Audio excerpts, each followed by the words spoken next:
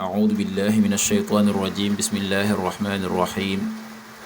والصلاة والسلام على رسول الله سيدنا ومولانا محمد وآله وصحبه ومن والاه السلام عليكم ورحمة الله وبركاته بكينو نgi leen di nuyu di leen ziyaara di leen balu xaq te di leen bal xaq di leen ñaanal jàmm waaye itam di sàkku ci yéen ngeen ñaanal nu ko ni ñaanit borom bi tabaraka wa taala mu defal nu tawfiq boole nit defal ndimbal bokk yi nu dikkaat ak yéen ci xadiisu bis bi mu di xadiisul yawm niki nu ko baaxoo di ànd ak yéen bis bu jot seen mbokk Cheikh Mbaye Seck di ko ànd ak yéen an abi hurayrata radiyallahu anhu anna rasulallahi sallallahu alayhi wa sallam qaal man igtasala yawma aljumuati gusla aljanaba ثم راح في الساعة الأولى فكأنما قرب بدنه ومن راح في الساعة الثانية فكأنما قرب بقرة ومن راح في الساعة الثالثة فكأنما قرب كبسا أقرا ومن راح في الساعة الرابعة فكأنما قرب دجاجة ومن راح في الساعة الخامسة فكأنما قرب بيضة فإذا خرج الإمام حضرت الملائكة يستمعون الذكر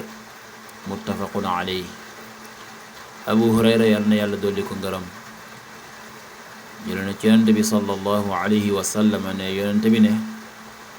man igtasala yawma aljumuati koo xam ne sangu nga bisub aljuma xuslul janaaba cangaayal janaba mooy cangaay la nga xam ne danga koy sang ngir aljuma thumma raaxa topp mu gont mooy mu dem fi saatil ula ca waxtu wu jëkk wa fa ka annama qarraba mooy daa mel ne ni jaamoona badana giléem wa man raaxa koo xam ne gont na fi saati thaniya ca waxtu ñaareel wa fa ka annama qarraba daa mel ni jaamoona baqara nag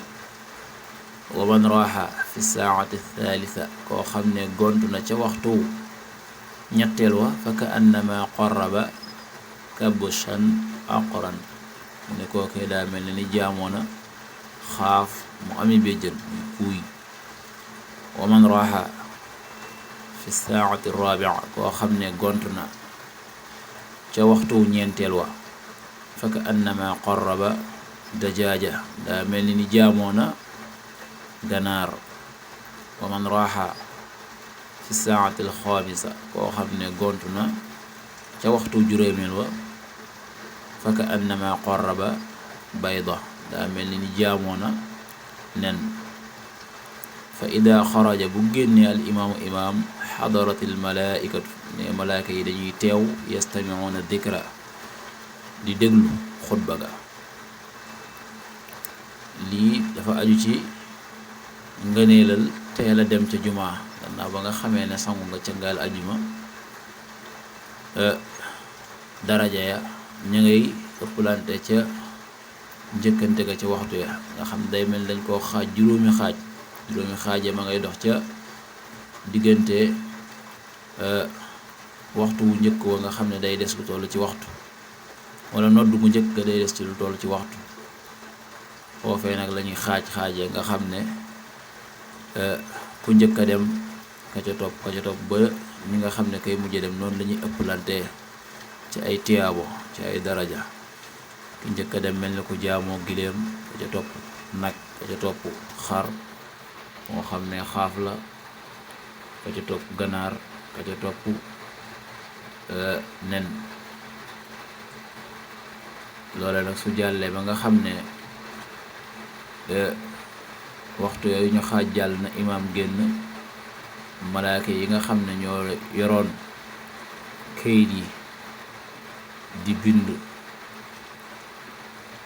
su imaam génne ba door xutba ga dañuy daal di lem seeni kayit fas yéene nag di déglu xutba ak imaam kon daal mbokk yi xadis bi lam ñuy jàngal mooy teel a dem ci jumaa waaye tam la ca aju ci ëpp lan dëgg ci ay daraja ci njëkk gaa dem ak mujj gaa dem yàlla na yàlla defal tawfiq, yàlla na yàlla defal ndimbal. in uridu illa al islaha ma stata'tu ma tawfiqi illa billah. wassalaamu aleykum wa rahmatullahi wa barakatuh.